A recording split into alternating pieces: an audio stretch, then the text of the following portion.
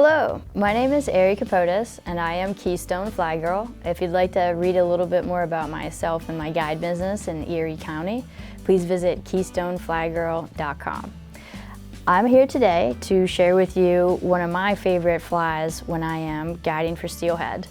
So if it's a little bit dirty water, which everybody that comes up here for steelhead fishing knows that can more often than not be the case in the fall. I like to use something that is chartreuse. Narrowing it down a little bit more because we're going to be fishing for steelhead. I like to use a chartreuse egg, okay? So the crystal meth egg tied with the pearl braid is very common in our region. This is basically just my own little twist on it, okay? So what we're gonna be utilizing today, and you can buy all these materials from the Fish USA website. You just visit the bio link down below this video, and there'll be nice links that will take you right to the website, and you can build this fly yourself.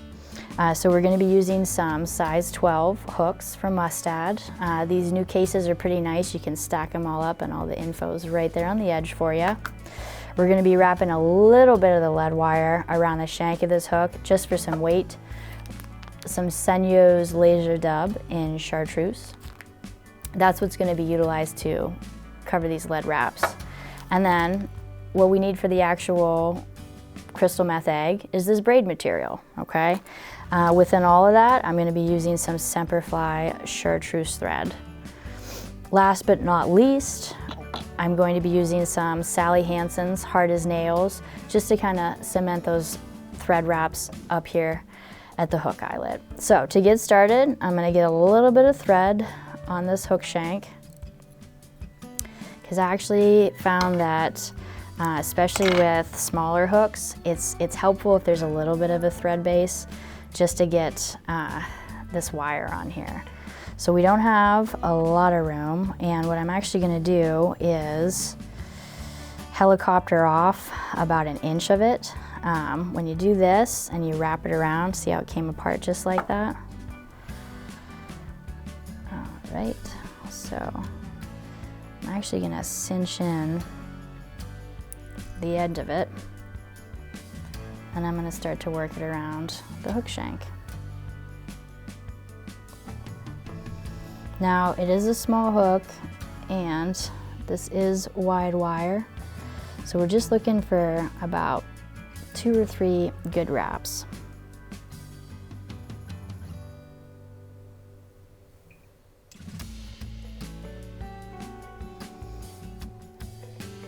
Now, once you get it on the actual hook shank, that's when you can compress it a little bit, like what I'm doing. But just get it going, and you can make it look prettier later. It'd be different if we were actually tying a copper john, but we're gonna be covering up all this lead with the dubbing, and the whole point of it is just so that I could have just one less split shot on my line above this.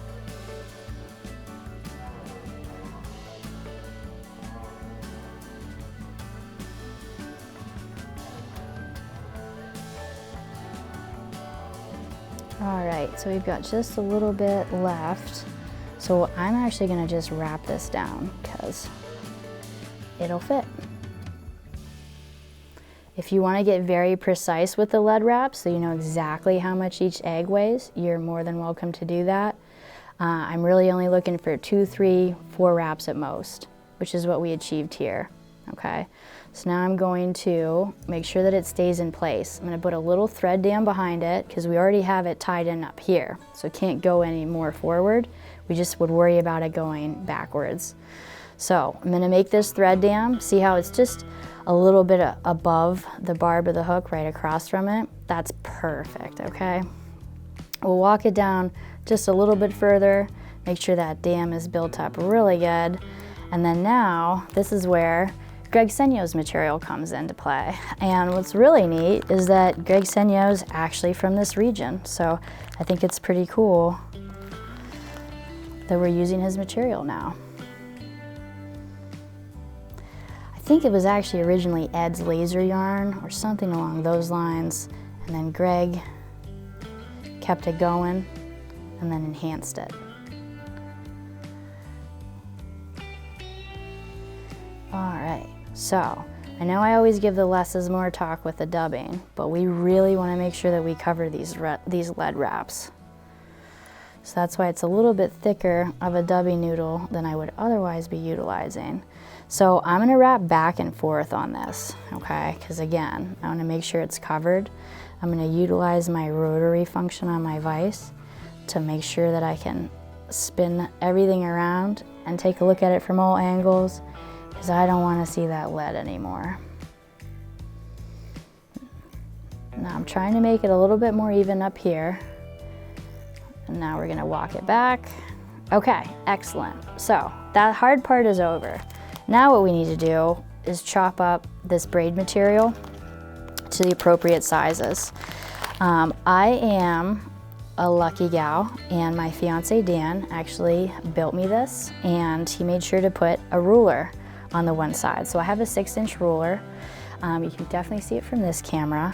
I love utilizing it. I think that it's helpful for getting a little bit more efficient at tying my flies, because if I measure out the material before I tie it on there, I am more likely to have it be in proportion to what I'm looking for, and I'm gonna not be wasting as much material as I otherwise would.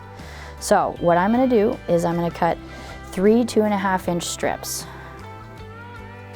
If they're not exactly 2.5 inches, it's not the end of the world, but that's what we're looking for, okay? If everything is pretty uniform, then it's going to be pretty uniform at the end too. Okay, so I've got the 3 pieces of the crystal braid material.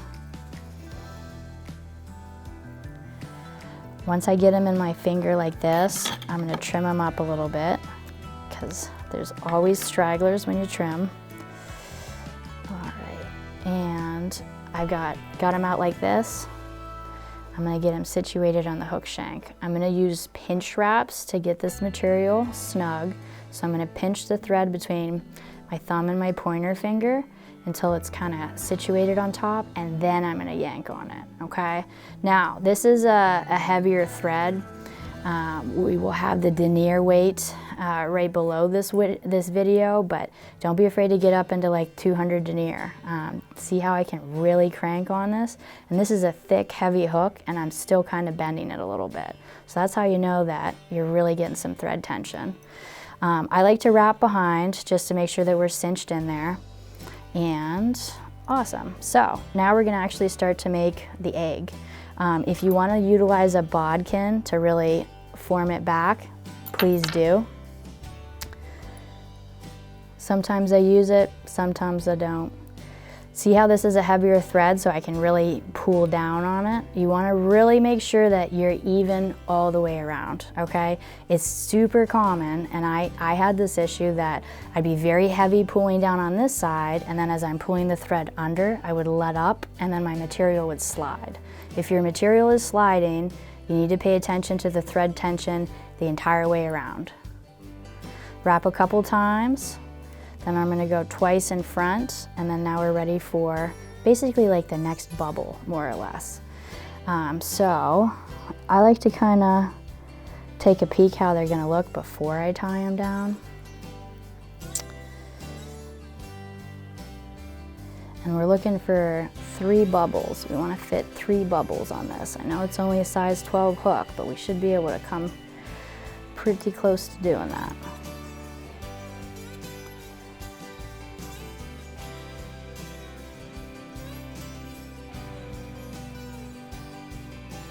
Tugging on that thread.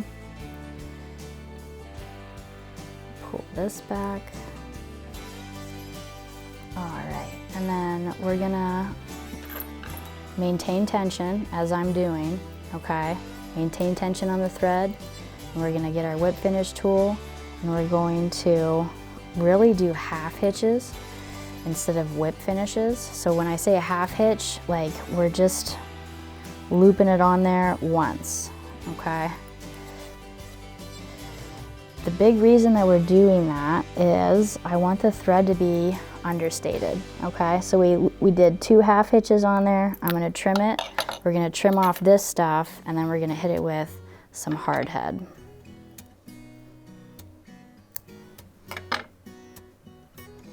Okay, so I still have easy access to the eyelet. That's the main reason why we're not going to be using a very heavy whip finish. And then I have access to all of my thread wraps because I just flipped it upside down. I like to use Sally Hansen's Hard as Nails. Okay, you can pick this up at Sally's Beauty Supply. When I am going to apply it, I'll actually grab my bodkin like you're watching me do right now, dip it in the brush a little bit. I have a little bit of it, but not too much. Then I can apply it exactly where I feel that I need it, and I'm not going to have any any discoloration because I used too much. Okay, so got that on there nice and good.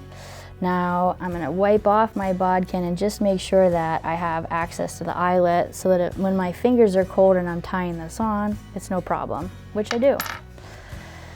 This is a finished crystal meth egg.